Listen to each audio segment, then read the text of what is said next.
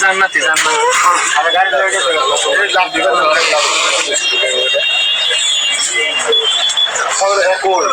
আচ্ছা এনে তো কিছু খরচ দিতে বলো আচ্ছা ঢুকাই লাগতে বলো তুমি বলো নাকি তুমি বলো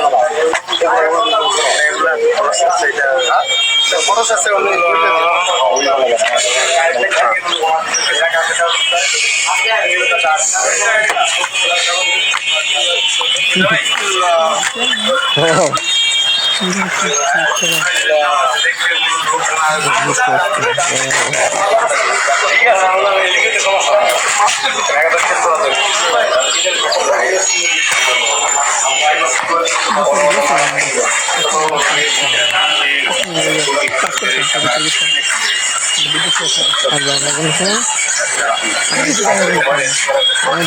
পন্থীদেরকে একটি সন্ত্রাসী সংগঠন আখ্যায়িত করে তাদেরকে নিষিদ্ধের আমরা দাবি জানিয়েছি।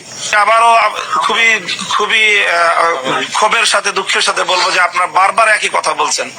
মারামারি হলো কোথায়? রাতের অন্ধকারে ডাকাত দল এসে বাড়িতে হামলা চালিয়ে আপনার মানুষকে আহত করলো। আপনি এখন যদি সেখানে বলেন যে বাড়িওয়ালার মধ্যে আর ডাকাতদের মধ্যে সংঘর্ষ হয়েছে, মারামারি হয়েছে, এখানে তারা একটা ছদ্মবেশ ধারণ করে বাংলাদেশ বিরোধী এবং ইসলাম বিরোধী আন্তর্জাতিক মহলের সোর্স হিসাবে এবং এজেন্সি, তারা এজেন্ট হিসাবে বাংলাদেশের মধ্যে এবং ইসলামের এই সুমহান কাজ দাওয়াত এবং তাবলীগের কাজকে প্রশ্নবিদ্ধ করার জন্য তারা কাজ করতেছে। মাঠে যে উদ্ভূত পরিস্থিতি তৈরি হয়েছে, সেই মাঠে তারা জোরপূর্বক ঢুকে পড়েছে সাতপন্থীরা। আইন শৃঙ্খলা রক্ষাকারী বাহিনী, সরকারের সিদ্ধান্ত সবকিছুকে চ্যালেঞ্জ জানিয়ে সবকিছুকে তারা ভায়োলেট করে তারা সেখানে জোরপূর্বক সন্ত্রাসী কায়দায় তারা সেখানে প্রবেশ করেছে। সেই মাঠ তারা ছেড়ে দিয়েছে এবং ইতিমধ্যে আইন শৃঙ্খলা রক্ষাকারী বাহিনীর পক্ষ থেকে সেখানে 144 ধারা জারি করা হয়েছে। তো আমরা মনে করি যে পরিস্থিতি নিয়ন্ত্রণের জন্য যে পদক্ষেপ নিয়েছে, আমরা সেই পদক্ষেপের সাথে আমরা তাদেরকে আমরা সহযোগিতা করার আশ্বাস দিয়েছি।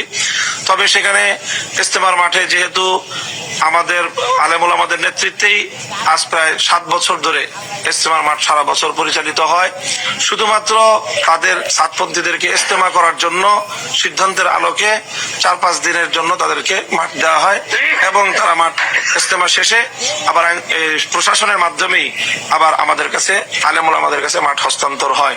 সেই হিসাবে সেই মাঠে বিপুল পরিমাণ সামানাপত্র রয়েছে, কয়েকশো কোটি টাকার সামানপত্র যেগুলো ইজতেমার কাজে ব্যবহার হয়ে থাকে। তো সেই সকল সামানাপত্র গুলো সেখানে পাহারাদারি করার জন্য, সংরক্ষণের জন্য আইন শৃঙ্খলা রক্ষাকারী বাহিনীর সাথে আমাদের স্বেচ্ছাসেবক দলও সেখানে তারা কর্মরত থাকবে। সেখানে আগামী দিনে ইজতেমা। আপনার নাম কি? বাড়ি কোথায়? যিনি মারা গেলেন আপনাদের কি হয়? কবে আসছিলেন? আপনি কাদের সাথী? ওলামাদের সাথে। আপনারা কোথায় ছিলেন? টঙ্গী সেদে ছিলেন? আচ্ছা, পাহারার জন্য আসছিলেন? কাজের জন্য আসছিলেন? আচ্ছা আচ্ছা আচ্ছা। আপনার এখন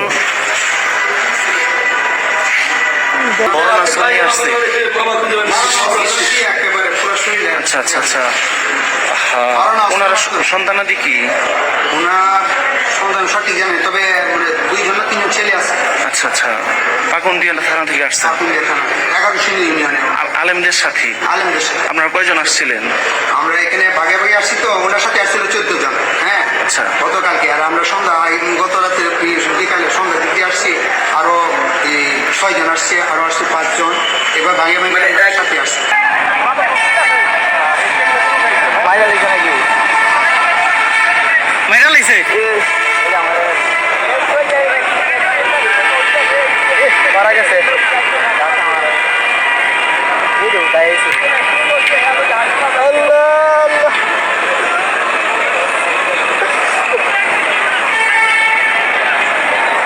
মরে গেছে স্যার, পুরোটা মারা